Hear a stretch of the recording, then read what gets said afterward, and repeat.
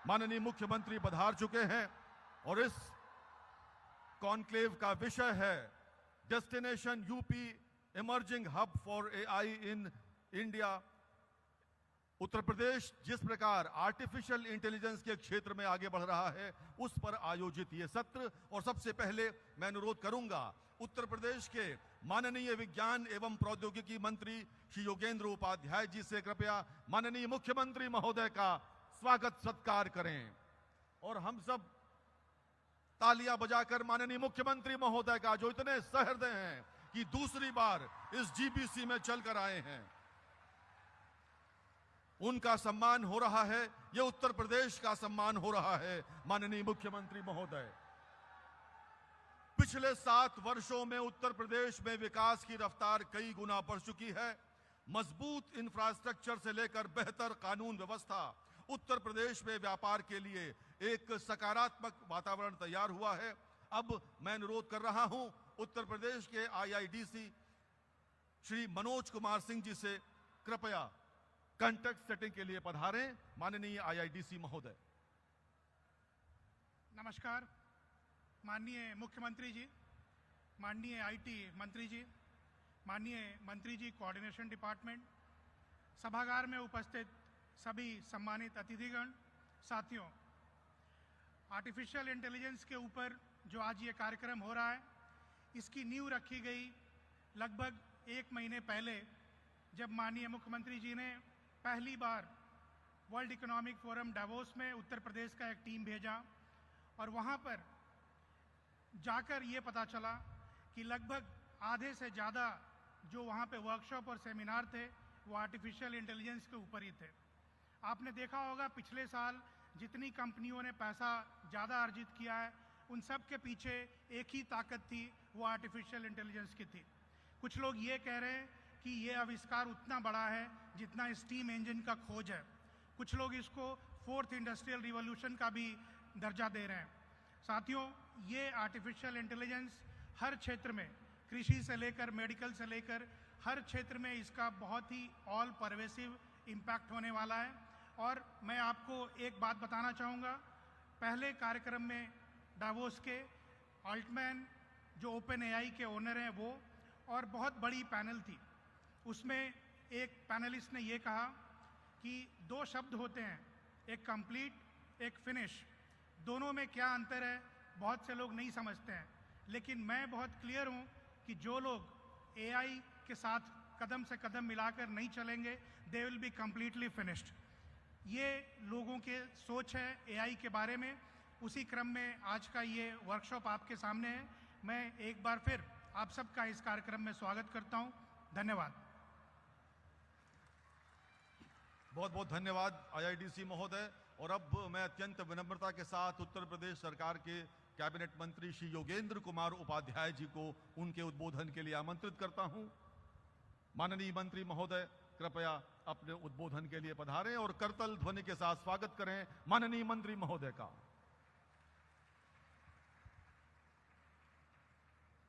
मंच पर आसीन उत्तर प्रदेश के यशस्वी माननीय मुख्यमंत्री श्री योगी आदित्यनाथ जी, सम्मानित मंच, उपस्थित बंधुओं,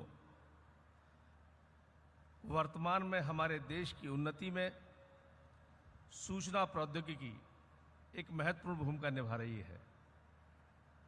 उत्तर प्रदेश सर्वाधिक जनसंख्या वाला प्रदेश है और दूसरी सबसे बड़ी अर्थव्यवस्था वाला राज्य है।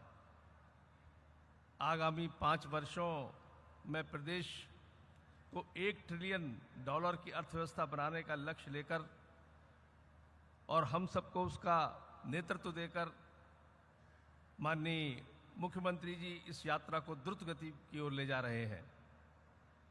इस दिशा में राज्य की आर्थिक प्रगति हेतु हमने आईटी एवं आईटीईएस के महत्वपूर्ण सेक्टर को विशेष रूप से प्रोत्साहित करने का निर्णय लिया है।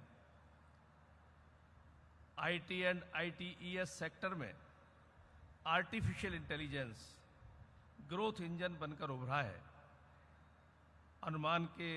अनुमान है कि वर्ष 2030 तक भारत की अर्थव्यवस्था के विकास में इसका एक महत्वपूर्ण योगदान होगा, जिसके फलस्वरूप विभिन्न उद्योगों और रोजगारों के अवसर तथा आर्थिक विकास में भी वृद्धि होगी। एआई उद्योगों के लगभग हर सेक्टर पर प्रभाव डालने के सामर्थ्य रखती है, फिर चाहे वे वित्तीय सेवाएं हो अथवा स्वास्थ्य या शिक्षा और गवर्नेंस। माननीय प्रधानमंत्री जी की डिजिटल भारत और रिफॉर्म परफॉर्म ट्रांसफॉर्म के मंत्र के अनुरूप माननीय योगी जी के नेतृत्व में उत्तर प्रदेश सरकार को डिजिटली सशक्त समाज तथा नॉलेज इकोनॉमी में परिवर्तित करने का एक अवसर है।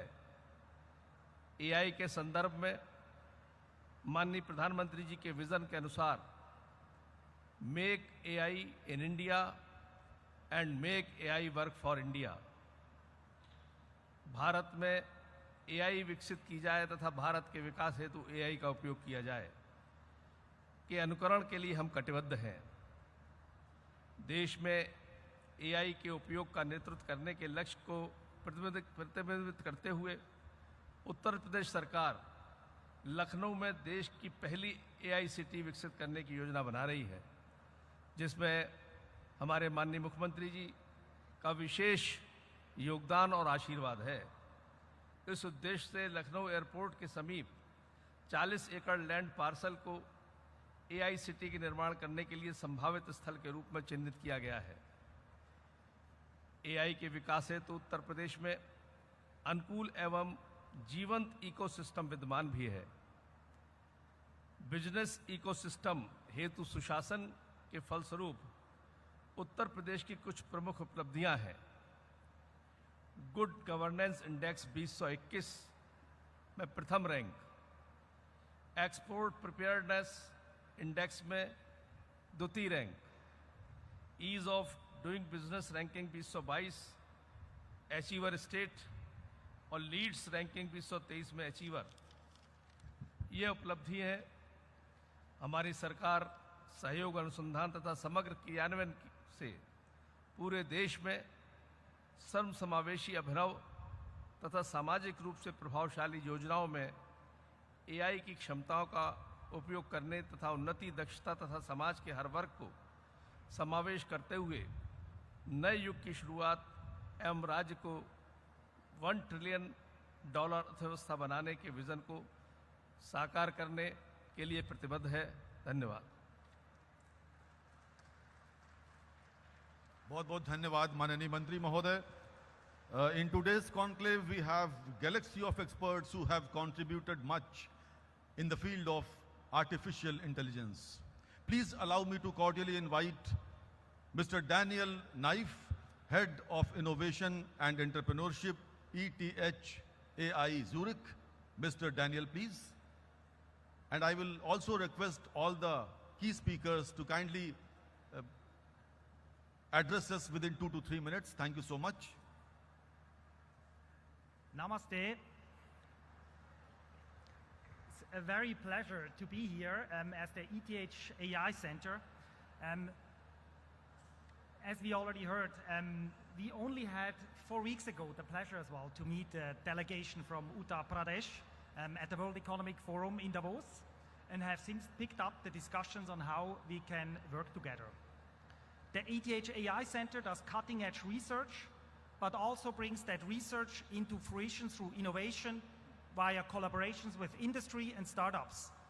The different areas, so the application in AI that we have, cover a very wide range. I can give you some ideas and examples, but it covers from healthcare through education, agriculture, robotics, the entire spectrum that artificial intelligence can address for society.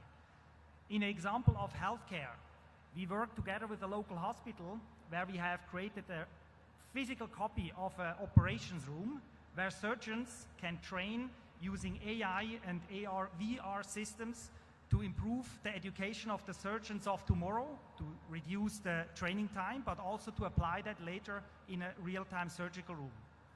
There are other applications when you think of an investor or investments into green energy or green infrastructure. with basically smart sensors that a startups of our has as well developed, a sensor that covers over 60 different individual sensors that can grasp the livelihood of an infrastructure. You can think of placing that on multiple different locations, on whether it's bridges, streets, windmills. And interestingly, if you do that for windmills, they were already able to show that you can extend the lifetime, reduce downtime, and increase the value and the output of such a windmill by over 50%. There are other examples in the robotics area where these applications are able to use a submarine drone that is able to navigate in very high currents, but also is able to navigate when you have zero visibility. And that allows you at the end basically to have a fully autonomous system as well subsea. There are other examples in the agricultural area, for example, where a team works on a solution and have figured out how they can do, so to say, a precision fertilization, where they're able to not only reduce the amount of fertilizer that is used, but also be able to predict very accurately by the means of satellite pictures and other public data on how and where to use fertilizer, which also then reduces the amount of greenhouse gas, but also allows you then to increase your crops by over 30%. So these are many different applications that at the end allow as well state like Uttar Pradesh and India as well to leverage these insights. Thank you very much.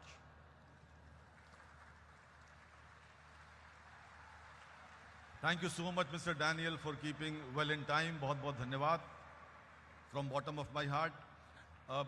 हमारे बीच HCL software के AI chief architect और head central engineering Shri नवीन सबरवाल जी भी है. मैं उनसे अनुरोध करूंगा, नवीन जी कृपया पधारें. माननीय मुख्यमंत्री जी, अन्य मंत्रीगण और यूपी गवर्नमेंट के पदाधिकारी, उनको मेरा सादर प्रणाम. Can I get my presentation up? Next slide. So थोड़ा कुछ HCL के बारे में. हम इंडियन IT सर्विसेज में एक बड़ी कंपनी है जो कि यूपी में ही हेडक्वार्टर्ड है, और आप सब लोग जानते होंगे कि हमारा एक बड़ा SEZ ऑफिस लखनऊ में भी है. मैं खुद नोएडा और लखनऊ के बीच में शगल करता हूँ, और and the team at Lucknow, the work that they are doing is really brilliant. और अब जो नई स्कीम AI की लॉन्च की है यूपी गवर्नमेंट ने, उसमें हम एक MOU साइन करने जा रहे हैं, जिसमें हम अपने नोएडा और लखनऊ सेंटर्स के अंदर AI को और प्रोत्साहन देंगे. HCL as an enterprise is into AI for very very long period. और जैसा आप देख सकते हैं कि हमारा जो AI बेस्ड सिस्टम्स हैं, उसमें millions and billions of dollars की ट्रांजैक्शंस AI ड्रिवन सिस्टम से होती हैं. Millions of conversations AI driven systems आज की डेट में कर रहे हैं, और इसी को हम आगे बढ़ाना चाहते हैं यूनिवर्सिटी पार्टनरशिप से, जिसके लिए कि आज एक MOU साइन किया जाएगा. Next slide.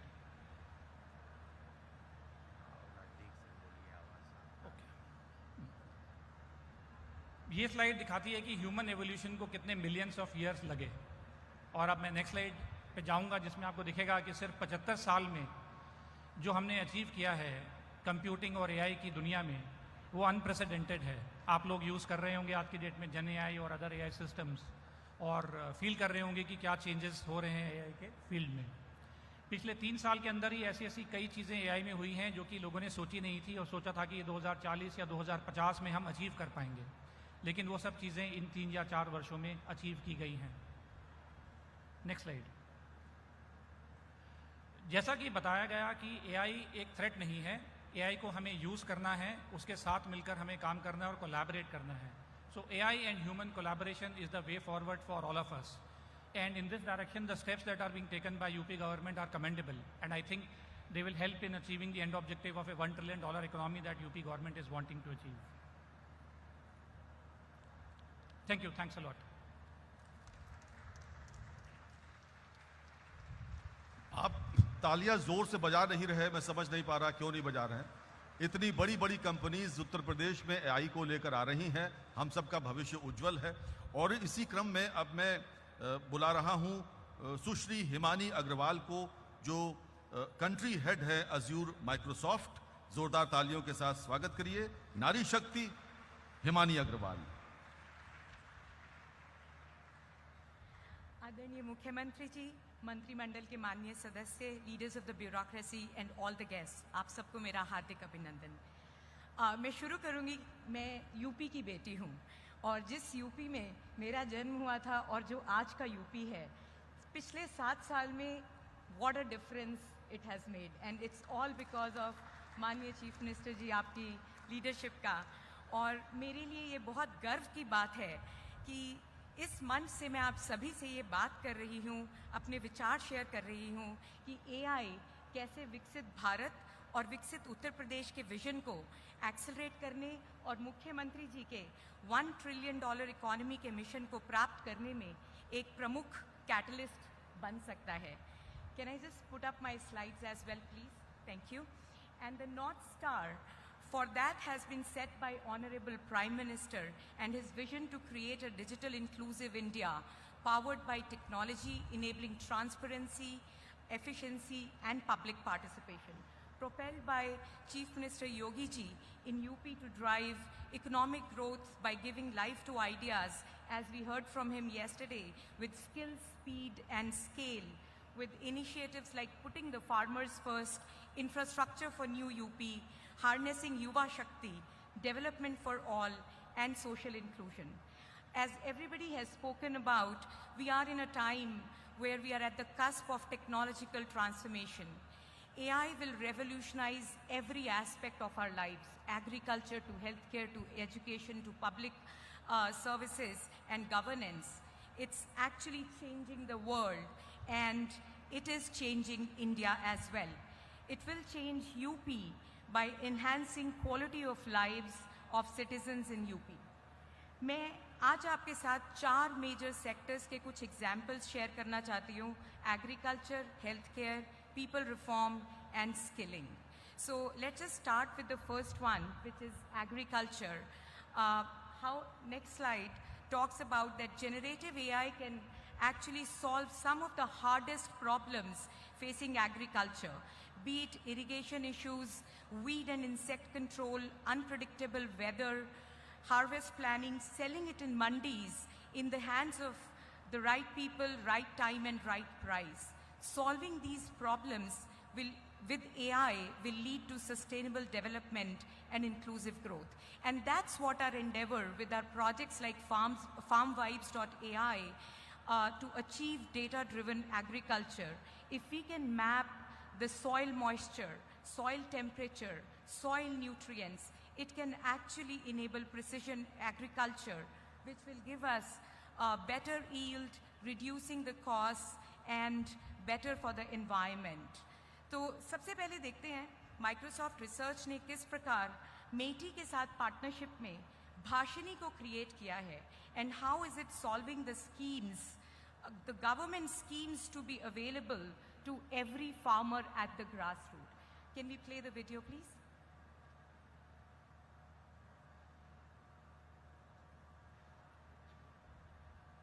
There is no audio.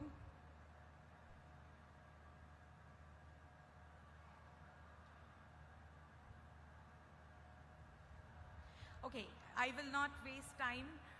So actually this video talks about कि कैसे हर फार्मर को अपनी लैंग्वेज में जुगलबंदी बॉट के द्वारा, जो कि व्हाट्सएप पे अवेलेबल है, वो अपनी स्कीम्स के बारे में क्वेश्चन कर सकता है और उसको हर स्कीम का क्या डॉक्यूमेंट चाहिए, क्या फॉर्म फिल करना है, कहाँ सबमिट करना है, वो सब जानकारी उसको मिल सकती है. एक और एग्जाम्पल मैं देना चाहती हूँ, which is Kisan.ai, which is actually helping the farmers to enhance the agricultural productivity by giving real-time data insights, whether it is about location of hyper-local weather, informing and predicting the rates in mandis, local mandis, and for selling the produce, and hence helping the farmer to have better productivity. Next slide पे मैं एक बहुत quickly आपको एक image दिखाना चाहती हूँ, which is AI की मल्टी मोडल कैपेबिलिटीज़ को यूज़ करके किसान अपने खेत में खड़े खड़े 3 पिक्चर्स लेके कैसे AI इनेबल्ड को पायलट से एडवाइस पा सकता है कि मेरी क्रॉप को कौन सी बीमारी हुई है और मुझे इसके लिए क्या करना चाहिए. और अगर मैं नेक्स्ट स्लाइड पे जाती हूँ तो आप देखेंगे कि हमने ये सब बारामती में ऑलरेडी किया है, जहाँ पर 15 लाख से ज़्यादा किसानों को इसका बेनिफिट मिला है. And you will see that how much productivity they have increased. They have saved water by 75%, and you see it on the next slide, the stats which are there. It is helping 35% reduction in cost and 20% increase in crop production, 10% increase in heat yield. This is all done with heat maps combining sensors plus aerial imagery, radar imagery, and microclimate prediction. If you look at, now let's switch from agriculture to healthcare, and जो आप अगली slide देख रहे हैं वो एक 10 bed ICU का example है, जो ऑलरेडी 9 स्टेट्स में 206 हॉस्पिटल्स में हमारे रूरल लोगों को कनेक्ट कर रहा है, जहाँ पर डॉक्टर्स की, स्पेशलिस्ट की बहुत कमी है, उनको गवर्नमेंट मेडिकल कॉलेजेस से कनेक्ट कर रहा है.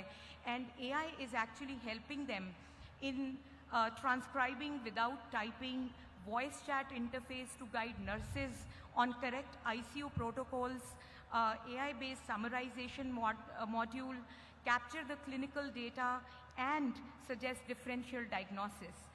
और अगर आप अगली स्लाइड पे देखेंगे तो वीडियो नहीं चल रहा है, मैं उसके बारे में सिर्फ बात करती हूँ. इन सब सर्विसेज को इनेबल करने के लिए डिफरेंट सेक्टर्स में you need huge amounts of data, and not only in 22 official Indian languages but hundreds of dialects.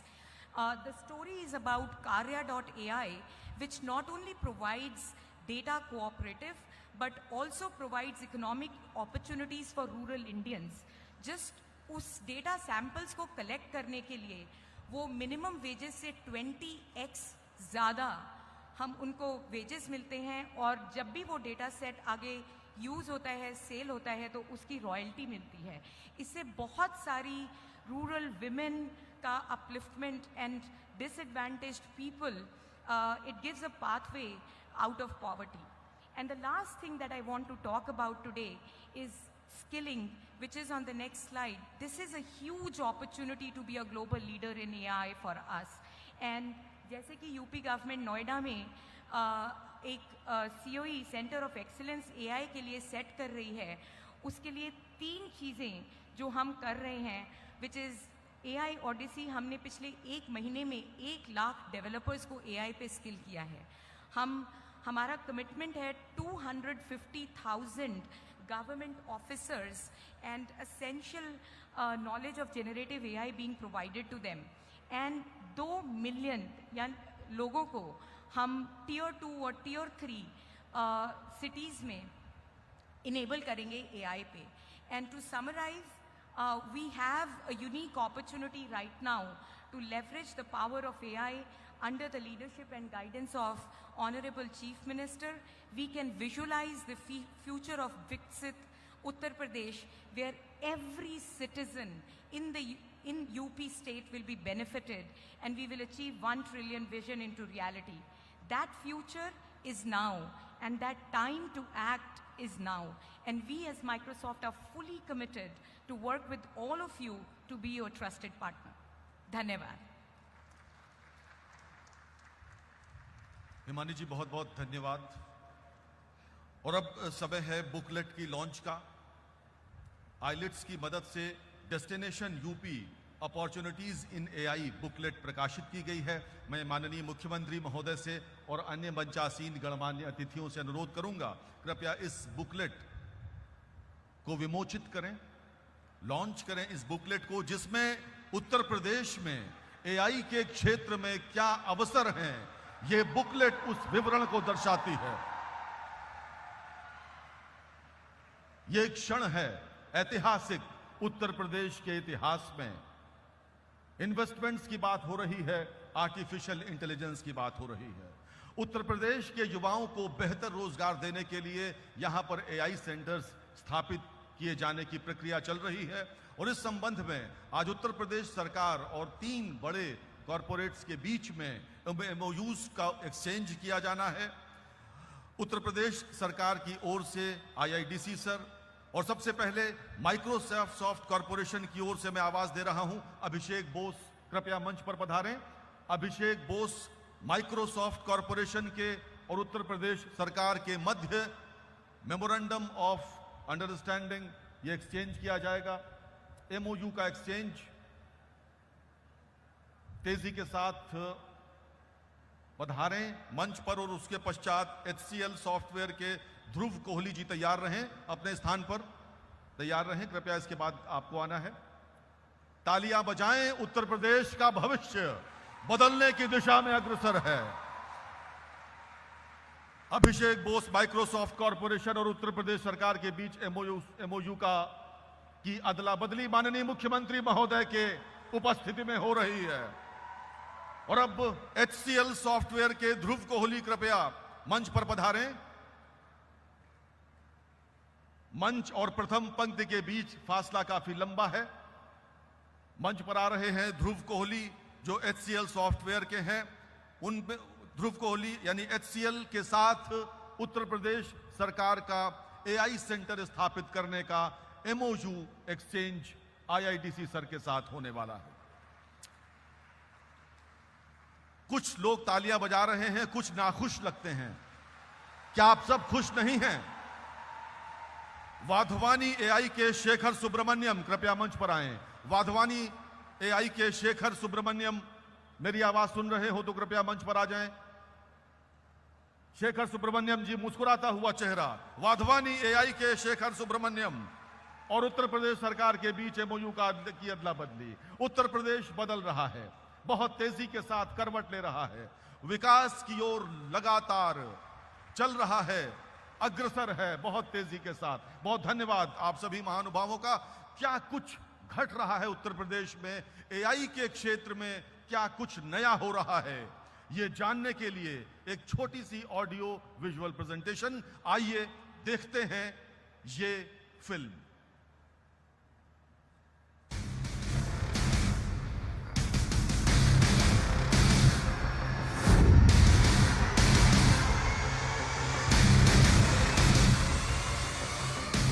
In the evolving economy of Uttar Pradesh, IT, a key sector in the $1 trillion mission, is being revolutionized by artificial intelligence and driving significant statewide transformation. The AI software market in India is projected to grow from $3.1 billion to $7.8 billion by 2025, fueling investment opportunities for tech giants like Microsoft, Google, TCS, HCL, Adobe, Wipro, and Infosys. AI is emerging as a major growth driver within the IT sector, and in the dynamic landscape of IT and ITES industries, Uttar Pradesh stands out as a key hub with 6 software technology parks of India and 259 STPI registered units. It boasts a flourishing ecosystem. In 2022, these units employed 1.5 lakh individuals, and in 2023, IT software exports surged to 40,000 crore rupees. Uttar Pradesh is home to more than 150 DPIIT recognized startups working in the artificial intelligence or machine learning space, showcasing the state's growing AI ecosystem. With a significant presence of top education institutes in the state, the government has also established a center of excellence in artificial intelligence and innovation-driven entrepreneurship at IIT Kanpur's Noida campus, nurturing startups in AI, IoT, cybersecurity, and augmented reality. Companies like Yotta, STT, Adani, Sifi Technologies, NTT Global, and WebWorks mark the state as a favorable destination for data centers. The Department of IT and Electronics in Lucknow is actively pursuing partnerships with major industry players to develop graphical processing units, or GPU, compute infrastructure within the proposed AI city. This collaboration aims to foster the growth of Lucknow as a hub for artificial intelligence, utilizing a designated 40-acre parcel near Lucknow Airport as the potential site for the innovative initiative. The government of Uttar Pradesh is harnessing AI tools like Mine Mitra to enhance legal mining through advanced technology, including AI for vehicle and mineral identification, processed on the cloud via IoT. Chakbandi.ai ERP integrates various technologies like drones, GNSS, GIS for data creation and mapping, AI-powered optical character reader to automatically extract meter readings, units and serial numbers for meter photos, Jarvis, an AI video surveillance platform for prison monitoring and supervising jail inmates. A dedicated climate resilience observatory is set to be established at IIIT Lucknow to analyze data for disaster forecasting and provide an early warning system. As artificial intelligence blends to shape Uttar Pradesh's path, it is clear that the state is not just adjusting but leading a journey toward remarkable growth and innovation. देवियों और सज्जनों, हम भाग्यशाली हैं कि उत्तर प्रदेश की बागडोर एक ऐसे नेतृत्वकर्ता के हाथों में है जो एक ओर आस्था की नगरी अवधपुरी में रामलला को उनके भव्य भवन में स्थापित करते हैं, तो दूसरी ओर आप नौजवानों के बेहतर भविष्य के लिए इन्वेस्टमेंट और आर्टिफिशियल इंटेलिजेंस की बात भी करते हैं। देवियों और सज्जनों, करतल ध्वनि के साथ स्वागत करें उत्तर प्रदेश के माननीय मुख्यमंत्री आदरणीय श्री योगी आदित्यनाथ जी का। उनके आशीर्वचन के लिए हम उनसे निवेदन करते हैं। माननीय मुख्यमंत्री महोदय।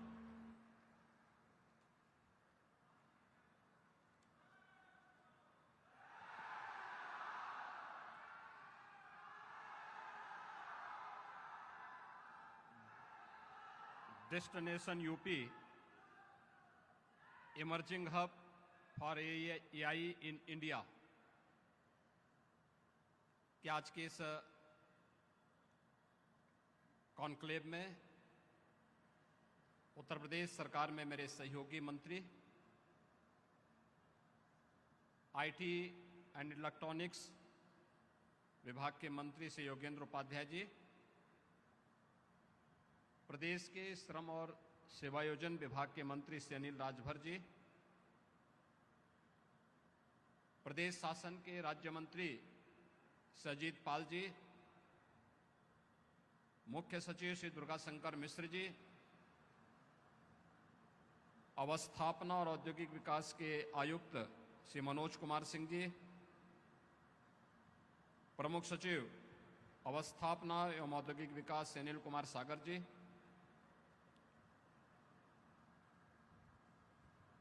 AI फील्ड से जुड़े हुए हमारे सभी विशेषज्ञगण और प्रदेश के हमारे सभी युवा साथियों, कल आपने इसी सभागार में नए भारत के नए उत्तर प्रदेश की एक तस्वीर को देखा है कि जब भारत प्रत्येक क्षेत्र में बुलंदियों की एक नई ऊंचाई को छू रहा है, उन स्थितियों में देश की आबादी का सबसे बड़ा राज्य अपने आप को पीछे नहीं रख सकता। देश की आबादी का हर छठा सातवां व्यक्ति उत्तर प्रदेश के अंदर निवास करता है। इस 25 करोड़ आबादी की आशा और आकांक्षाओं को पूरा करने के लिए हमें भी सर्वांगीण विकास की इस दौड़ में आगे बढ़ना पड़ेगा और उस दिशा से उस हर एक पेड़ को पिछले 7 वर्ष के अंदर डबल इंजन की सरकार ने छूने का प्रयास किया है, जो उत्तर प्रदेश को देश के अंदर सबसे अग्रणी राज्य के रूप में स्थापित कर सके। चाहे वह सुरक्षा और कानून व्यवस्था का एक बेहतरीन राज्य के रूप में स्थापित करना हो, कृषि विकास के क्षेत्र में समयबद्ध तरीके से कार्यक्रमों को आगे बढ़ाने का हो, प्रदेश के अंदर महिला सुरक्षा के क्षेत्र में समयबद्ध तरीके से कदम उठाने के कार्यक्रम रहे हों या फिर अधिक से अधिक नौकरी और रोजगार के लिए शासकीय क्षेत्र के साथ साथ निजी क्षेत्र में भी इन संभावनाओं को हम आगे बढ़ा सकें, इसके लिए प्रदेश को चतुर्थ औद्योगिक क्रांति की ओर हम समय से पूर्व ले जाने के लिए तैयार कर सकें। इसके लिए इंफ्रास्ट्रक्चर के अलावा उन सभी सेक्टर से संबंधित पॉलिसीज को समयबद्ध तरीके से आगे बढ़ा करके हम भारत के विकास की ग्रोथ इंजन की अपनी भूमिका का निर्वहन कर सकें। इसकी एक लघु झलक कल आपको यहां पर चतुर्थ ग्राउंड ब्रेकिंग सेरेमनी के आयोजन में देखने को मिली होगी। मुझे याद है जब हम लोगों ने पहला ग्राउंड ब्रेकिंग का अपनी सेरेमनी यहां आयोजित की थी, उस समय हमारे पास निवेश के कुल प्रस्ताव जो आए थे उनमें से मात्र 61,000 करोड़ रुपए को हम लोग जमीनी धरातल पर उतारने में सफल हो पाए थे। और जब चतुर्थ ग्राउंड ब्रेकिंग सेरेमनी का आयोजन कल संपन्न हुआ है, तो इस अवसर पर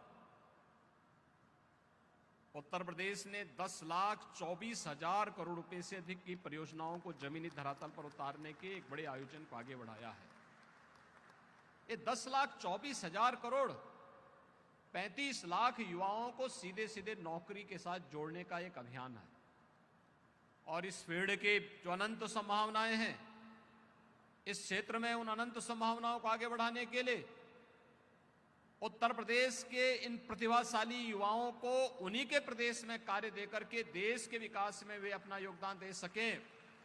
इस दृष्टि से जिस फील्ड में हमारे पास संभावनाएं हैं, उनमें से आर्टिफिशियल इंटेलिजेंस एक महत्वपूर्ण क्षेत्र है। आपने देखा होगा, इसको लेकर के हम लोगों ने 2022 में आईटी एंड आईटीएस की अपनी एक पॉलिसी भी हम लोगों ने प्रदेश के अंदर लॉन्च की थी। इस फील्ड में पहले से जो लोग कार्य कर रहे थे, आज यूपी डाटा सेंटर का एक हब बनने जा रहा है। 3 डाटा सेंटर वर्तमान में या तो स्थापित हो चुके हैं या स्थापित होने की अंतिम प्रक्रिया के साथ जुड़ रहे हैं, और 8 नए, कुल मिलाकर के 8 नए डाटा सेंटर यूपी के अंदर बन रहे हैं। उत्तर प्रदेश के अंदर जहां पर कभी इस प्रकार की संभावना नहीं थी, आज वह यूपी के अंदर संभव हो पा रहा है। यहां पर माइक्रोसॉफ्ट का हो, एचसीएल का हो, या ये बैठे हुए जो हमारे अलग अलग इस फील्ड के प्लेयर हैं, इन लोगों ने भी यूपी की इन संभावनाओं को देखा होगा। उन संभावनाओं को ध्यान में रखते हुए आज जिस एक नए अभियान को लेकर के हम आगे बढ़ रहे हैं, 3 एमओयू अभी यहां पर संपन्न हुए हैं। और मुझे तो अच्छा लगा कि कल प्रधानमंत्री जी ने शिलान्यास का कार्यक्रम किया। इलेक्ट्रिक व्हीकल की जो यूनिट यूपी के अंदर लखनऊ में लगने जा रही है, उन्होंने अपने कार्य को भी प्रारंभ कर दिया है। आज से ही हम लोग, इससे पहले मैं लखनऊ में उसी सेंटर में उस कार्यक्रम में गया था जहां पर उन लोगों ने, उनकी पूरी टीम आकर के वहां काम करना प्रारंभ कर दी है। यानी हमें आज के दिन पर केवल स्केल को ही नहीं देखना है कि हम दुनिया के अंदर, भारत के अंदर सबसे बड़े राज्य हैं, यानी आबादी के अनुसार सबसे बड़े राज्य हैं।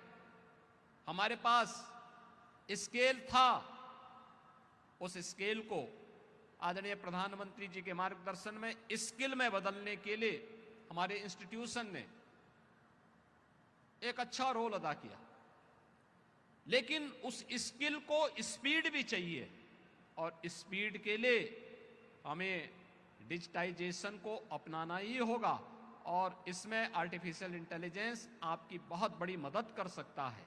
ये केवल एक फील्ड में नहीं, जैसे यहां पर अभी इमानी जी ने अपने प्रेजेंटेशन में भी कहा, यहां पर उन्होंने कहा अलग अलग फील्ड है, एग्रीकल्चर में, मेडिकल में, एजुकेशन में, जीवन के उस अलग अलग फील्ड में आप इसका उपयोग कर सकते हैं।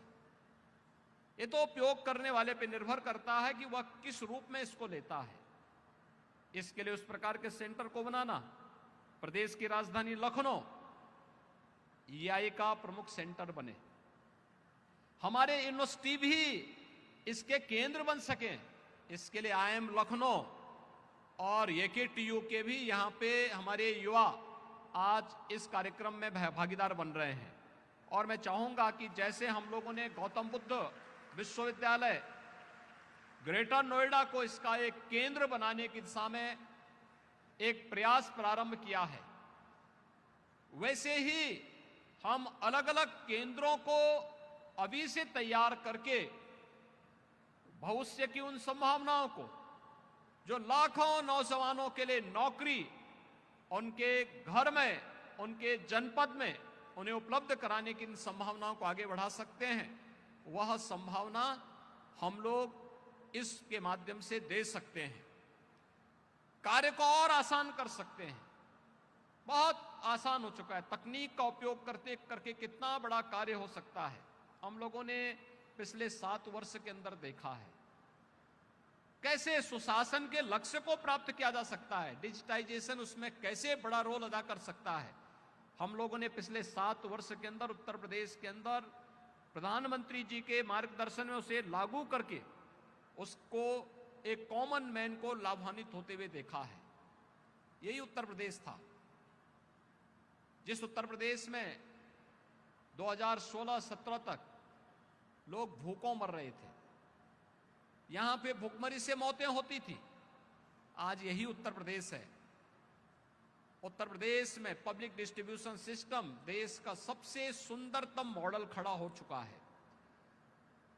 पॉइंट सेल मशीन के माध्यम से हम एक जगह स्क्रीन में प्रदेश के अंदर सभी 80,000 फेयर प्राइस शॉप की मॉनिटरिंग एक जगह से कर सकते हैं और देख सकते हैं कि हर लाभार्थी को उसके अनुसार खाद्यान्न प्राप्त हो रहा है कि नहीं हो रहा है। सरकार की बचत भी हो रही है, लेकिन साथ साथ हर एक नागरिक तक शासन की योजना का लाभ भी बहुत अच्छे तरीके से पहुंच पा रही है। और जब कॉमन मैन शासन की किसी योजना से लाभान्वित होता है, तो कॉमन मैन जो सचमुच उसका प्राप्त करने का अधिकारी है, वह अपनी दुआ से शासन को भी और प्रशासन को भी लाभान्वित करता है। आप शासन की योजना उन तक पहुंचाने का काम कर रहे हैं, लेकिन वह जब आपके लिए दुआ करता है तो फिर आपके कार्य करने की स्पीड और भी बढ़ती है। आज टेक्नोलॉजी आपके लिए कितना सहायक हो सकता है, आज आप इस क्षेत्र में देख सकते हैं। डीबीटी के माध्यम से शासन की योजना एक एक व्यक्ति तक पहुंच जाना, ये उसी फील्ड को, उसी का एक माध्यम है। और उत्तर प्रदेश के इन युवाओं को हम डिजिटली सक्षम बना सकें। आज तो उत्तर प्रदेश सरकार स्वामी विवेकानंद सशक्तिकरण मिशन के अंतर्गत 2 करोड़ युवाओं को टैबलेट और स्मार्टफोन वितरण करने के एक बड़े कार्यक्रम को आगे बढ़ा रही है।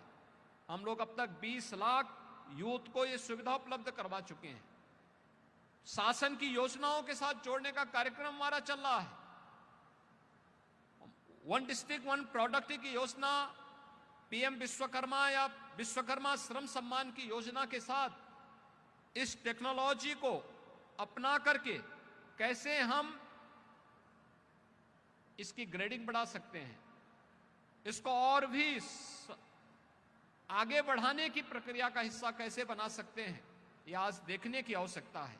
और मुझे प्रसन्नता है कि उत्तर प्रदेश की इन संभावनाओं को आगे बढ़ाने के लिए जो कार्य यहां पर प्रारंभ हुआ है, वह एक नए स्तर पर है, लेकिन उत्तर प्रदेश उसका एक प्रमुख हब के रूप में स्थापित होगा।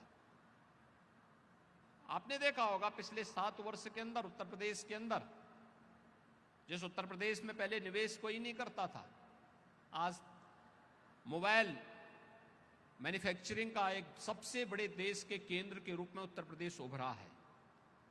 आज यहां पर इस फील्ड में उसके कंपोनेंट बनाने के कार्य तेजी के साथ यूपी के अंदर इस प्रकार का निवेश आया है। हर एक फील्ड में उत्तर प्रदेश ने जो नए लक्ष्य तय किए हैं, इन लक्ष्यों को प्राप्त करने की दिशा में हम आगे बढ़ेंगे। इस फील्ड में जो आज हमारे साथ 3 MOU यहां पे संपन्न हुए हैं, इनके अलावा और भी जो हमारे पास इस फील्ड के प्लेयर बैठे हुए हैं, मैं उन सब से आग्रह करूंगा वे उत्तर प्रदेश के इस पोटेंशियल को समझें। उत्तर प्रदेश में आज इस बात को कहता हूं, जो उत्तर प्रदेश में आज निवेश नहीं करेगा, कल वो पछताएगा कि देखिए साहब हमने नहीं किया, हम पीछे रह गए। जैसे समय के अनुरूप अगर हम नहीं चल पाएंगे तो हम पछताते हैं कि हमने समय पे निर्णय लिया होता तो हमारा राज्य भी वहां होता। और मुझे लगता है कि निवेशकों के लिए भी यह एक सही बैठता है कि वे भी अगर समय से ये निर्णय नहीं लेंगे कि जो पॉलिसीज आई हैं, इन पॉलिसीज का लाभ समयबद्ध तरीके से लेकर के अगर आप निवेश नहीं कर पाएंगे तो जो निवेशक होगा वह लाभान्वित होगा, प्रदेश की जनता भी लाभान्वित होगी, लेकिन जो छूट जाएगा उसके सामने पश्चाताप की सिवाय और कुछ नहीं होगा, क्योंकि उस समय वह कहेगा कि साहब हम भी उस समय अगर निर्णय लिए होते तो हम भी आगे बढ़ चुके होते। और मैं इस अवसर पर उत्तर प्रदेश सरकार की ओर से आपको इस बात के लिए आश्वस्त कर सकता हूं कि उत्तर प्रदेश में होने वाला एक एक निवेश पूरी तरह सुरक्षित भी होगा और सरकार के द्वारा पूरी तरीके से हर प्रकार की अपनी प्रतिबद्धताओं को समयबद्ध तरीके से आगे बढ़ाने के लिए भी मैं आपको आश्वस्त कर सकता हूं। मुझे प्रसन्नता है कि आज यहां पर 3 MOU यहां पे सरकार के साथ हुए हैं। सरकार का जो विजन है कि लखनऊ में एयरपोर्ट के पास एक AI का महत्वपूर्ण सेंटर स्थापित कर सके, इसका एक हब बन सके प्रदेश की राजधानी लखनऊ, और साथ साथ गौतम बुद्ध विश्वविद्यालय, ग्रेटर नोएडा भी, गौतम बुद्ध नगर जनपद में भी हम इस प्रकार के एक नए सेंटर की स्थापना कर सकें। इस दिशा में आप सबके सहयोग की अपेक्षा हम करते हैं और मैं विश्वास के साथ आपको आश्वस्त करता हूं कि उत्तर प्रदेश में रुचि दिखाने के लिए मैं आप सबका हृदय से अभिनंदन करता हूं। उत्तर प्रदेश की इन संभावनाओं को आगे बढ़ाने के लिए आपकी उपयोगी सुझाव जो आ रहे हैं, इनका भी मैं स्वागत करता हूं। और उत्तर प्रदेश में जो लोग निवेश कर रहे हैं उन्हें एक सुरक्षित माहौल में निवेश करने और उस सुरक्षित माहौल के साथ साथ उन्हें शासन की हर एक प्रकार की सुविधा से आच्छादित करने के लिए भी मैं अपने हर निवेशक को यहां पे आश्वस्त करते हुए अपनी वाणी को विराम देता हूं। धन्यवाद। जय हिंद। बहुत बहुत धन्यवाद माननीय मुख्यमंत्री महोदय। और अब हम आपकी सदाशयता के लिए धन्यवाद देते हैं।